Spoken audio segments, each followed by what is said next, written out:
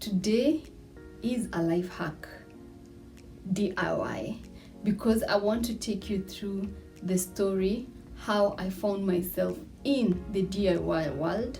DIY world. Welcome back to my YouTube channel. My name is Anjeri Kabiru. If you're new here, please consider subscribing, and this is what I usually do.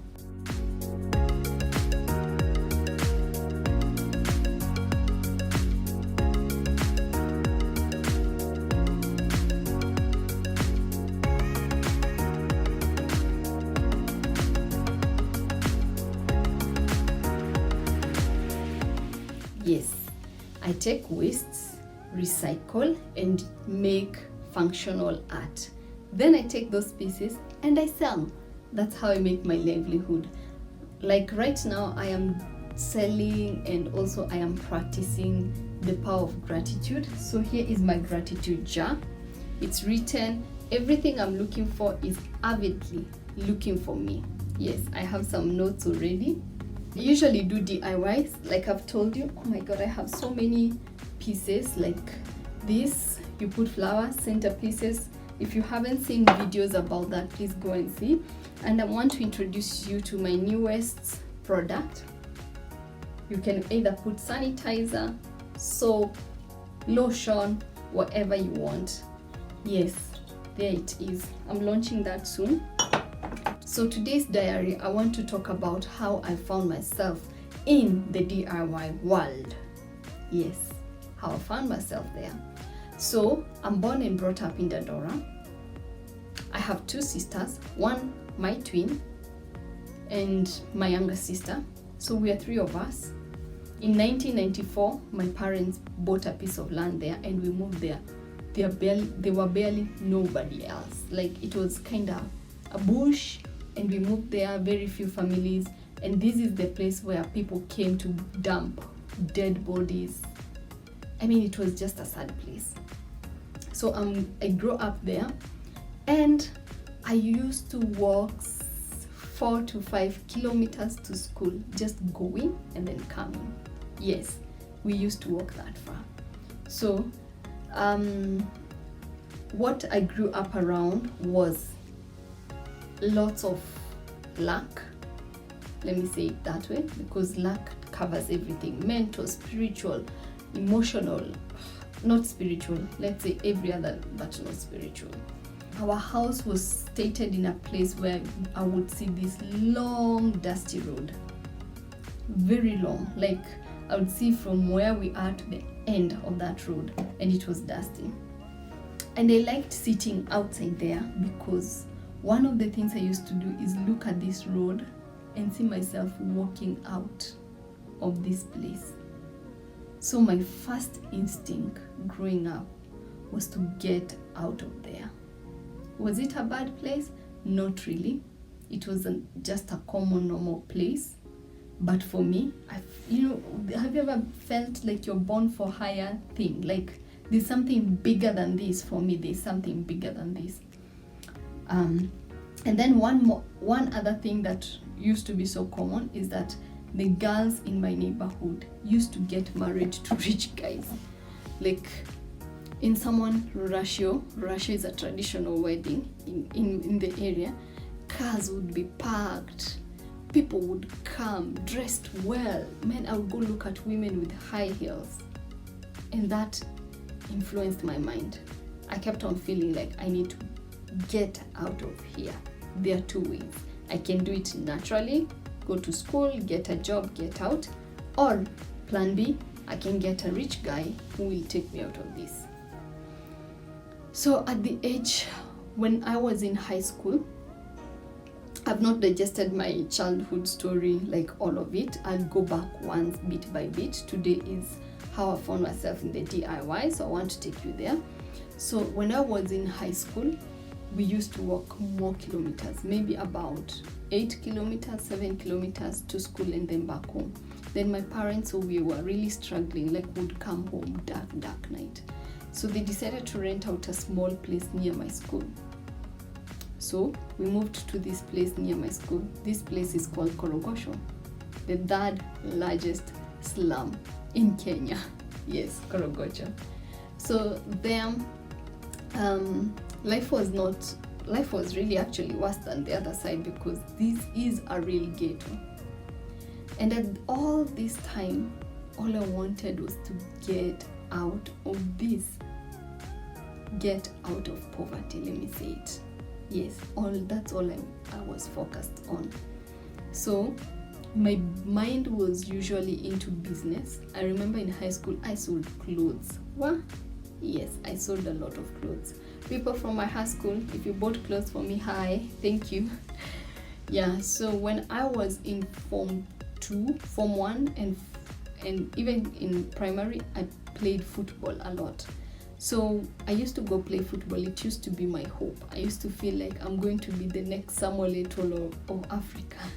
I remember there's a time people used to call me Eto'o, Yeah, because I really admired him. He used to be my crush. He used to be my hope. I used to look at him, and I had not heard his story. I just looked at his picture, and I just liked him.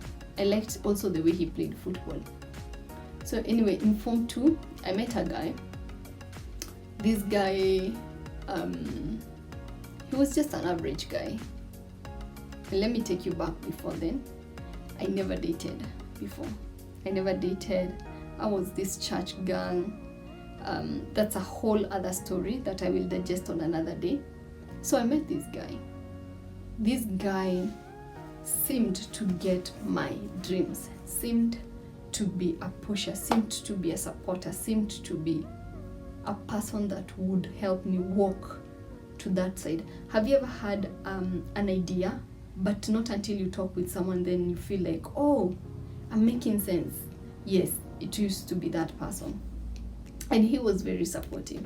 So I got into a relationship, Form 2, Form 3, that is in high school, if you're not watching from Kenya. Then my last year of high school, I found out I was pregnant. I had gone to visit, we had gone for a holiday, me and this guy. We came back, I told him I'm not going back home for some reason. I did not know why. So, and then when he left to go back to work, because he was not working around the country, I was there. Then one morning, I don't know what I was thinking, because I was not going back to school. My life was just in a confused state, let me say that. And that takes a whole emotional other place. These are things that started when I was young. It's not something that I woke up and one day I had. So anyway, I'm in high school. I decided, let me look for a high school nearby where he lives. I'm not going back to my home, because this person is giving me my basic needs that I need. I'm staying here and I'm going to go to school from here. Before I go to look for a school, I walk into a medical center for no reason. I was not vomiting, nothing. And then I told the guy, I want to take a pregnancy test. I took a pregnancy test. I sat there. It used to take 5 minutes. Actually, this took longer. And this guy who looked like a doctor, he didn't even have a coat or anything. He owned a small hospital in the slum, which is so common. Sometimes they're not even doctors. Came and sat there with me. And we said nothing. So I was doing like this, waiting, 5 minutes, 6 minutes, about 7 minutes he came out and said, congratulations, you're pregnant. And I laughed like, thank you. And then he said, so are you married? I said, yeah, I'm married. Does the father know? I'm like, no, I'm going to tell him. Do you think he's going to be supportive? I said, yes. So I called this guy, the father of the child, and I said, hey, I am pregnant. And I need you to call my mother and tell her I am pregnant, because I am not going to tell her. So we agreed, and immediately he took an action. He said, you're going to go to school. So for me, I thought, shortcut, I went to a university, not a university, a college, and enrolled myself with no high school papers, because back then you would go there and say, I have experienced in volunteering in this. And I remember one of my lecturers telling me, "You're too young, why can't you go back to school?" And I told her, because I have a job, trying to give myself some encouragement. So I started going to my college for 1.5 years, and my classes were good. No one thought anything. I did not think I'm pregnant. I did not even care about what I ate. I was just there. Then 6 months came. I was still flat. 7 months came. So the 7th month, I woke up one morning. I slept when my tummy was flat, and I woke up and my belly was out, like overnight. And I went, did some of the examination I did when I was like days before giving birth. And even then, I did not even realize myself. I did not even think. I blocked all the emotions. Till today, I can't tell you what emotions. The only emotion I usually remember is when the baby was big and she would kick when I eat something hot or cold. She would kick in a certain way, and I would know that was nice for the baby or that was not nice. That communication is the only thing I remember. I never took a photo. Yes, I never took a photo. I never went for a scan. I bought the clothes 1 month before I gave birth, and half of the clothes were toy clothes, the bears and all that you dress up. I didn't know. I thought the baby will be too small. So yeah, so I gave birth.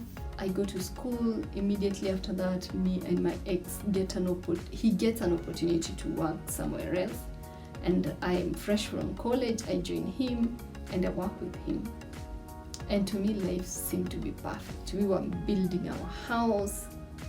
Everyone looked up to us. I would stand and give an advice to married couple how to keep happiness in the marriage, because we never really fought. We used to have just, kawaida life. We never had extra and we never lost extra. We were just in the middle. So, but also this person used to travel a lot, which I think if I accumulated the days we were together, they were fewer than the days that this person was not around. So maybe that reduced the chances of us, fighting or anything. So we are good. My daughter is turning 1 year, 2 years. We build a house. I'm helping my family back home. I'm doing all I can. Am I working on me? Not really, but now that I have a job in an NGO, kept me afloat, like mentally, because then I had a job. When you have a job, you have to contribute to that work, so your focus is there. I never focused on myself. That's another story. We'll be doing Jerry's diary every Wednesday, so I'll break down each. And right now I'm just summarizing. So, and then the 3rd year, my daughter is turning 3 years. That's when hell broke. That's when hell broke loose for me. I remember 1 minute I was laughing and the other minute I was crying. I was so in shock. I don't know, I had taken this person as an angel. Not somewhere in my mind I ever thought this will happen. So I go through a very tragic heartbreak, not 1 or 2. And for the next 1 year, it used to be 1 week I'm happy, 3 weeks I'm crying. 1 week I'm happy, 3 weeks I'm crying. 1 week I forgive this person, 3 weeks I'm crying. 1 week I say this will work, and I pray. 3 weeks I'm crying, I'm done. So anyway, to move fast forward is that I came back to Kenya to start a business, to go back to school, because I felt like I'm so lost in all of this. I do not know where I stand or anything. How do I go ahead? I have a baby. I felt like my life was so lost. So I decided to come back to Kenya. We have built a house. I have designed every corner of that house. I come back to Kenya, and that's when things got worse. That's another story for another day. So in 2012, I decided, now this I can't take anymore.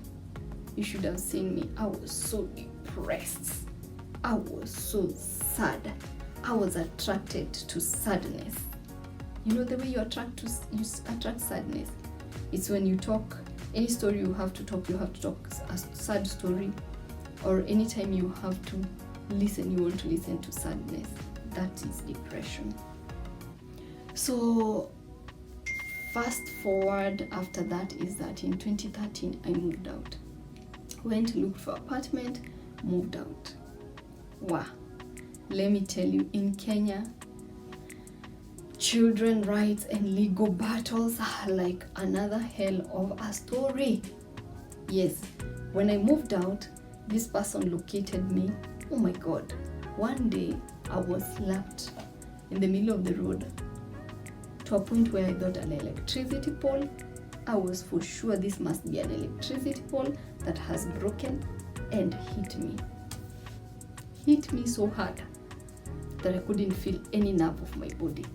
That's another story for another day. Please remind me these stories. So I move out and I have nothing.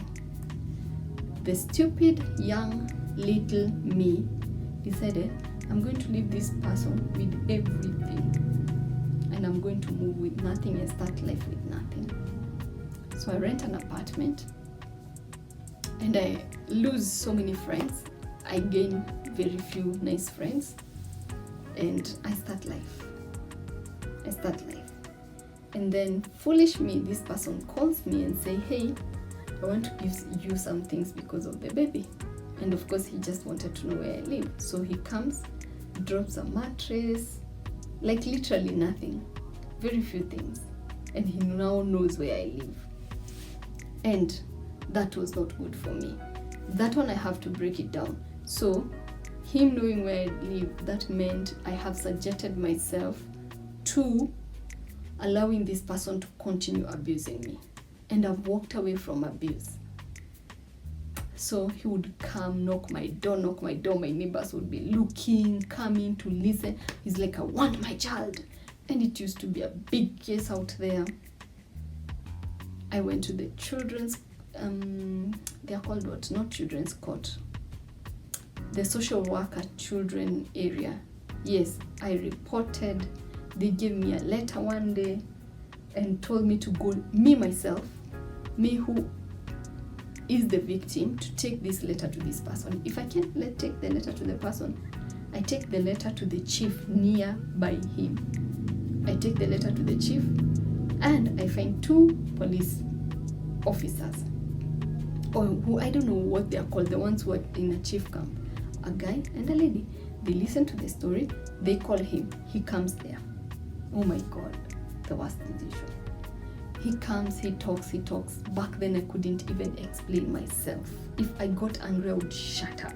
If I would not really have clarity of defining my moments. Like I could not even explain myself. So he ended up looking like I'm the bad person. Summary. That's another story for another day. So in this battle, he would come pick up my daughter and not bring her back home, and then text me and say, now you know how I feel. Yes. And Makumi have moved out, someone else has already moved in. So I'm like, what's the battle here? But anyway, I'm sharing this because also a few people have reached out and I feel like they're in the same circumstance, and I want to share my story to help other people out there who are going through the same battle.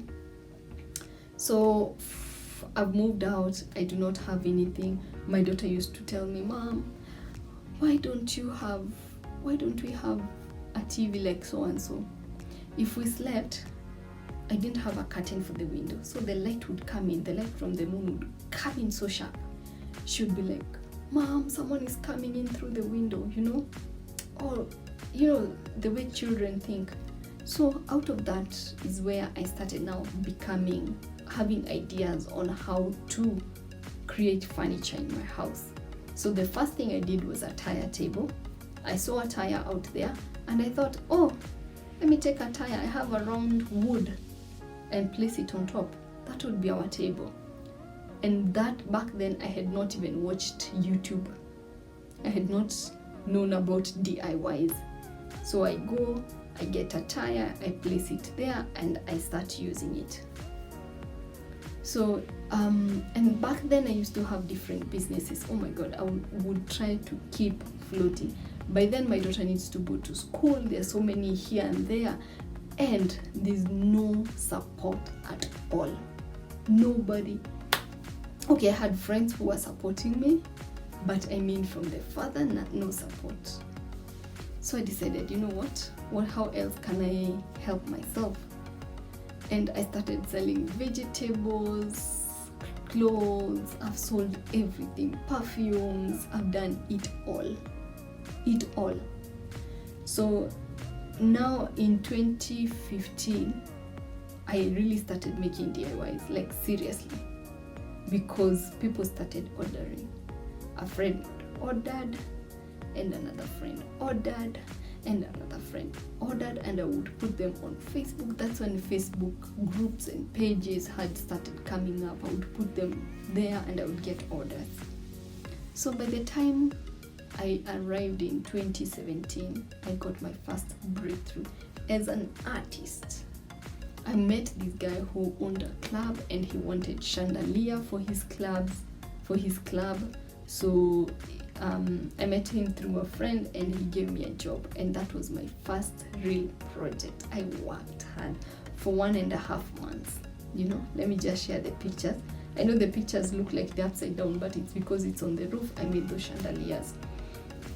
So from that project, it gave me that courage to step out. Even when I met people, I would say, I'm an artist.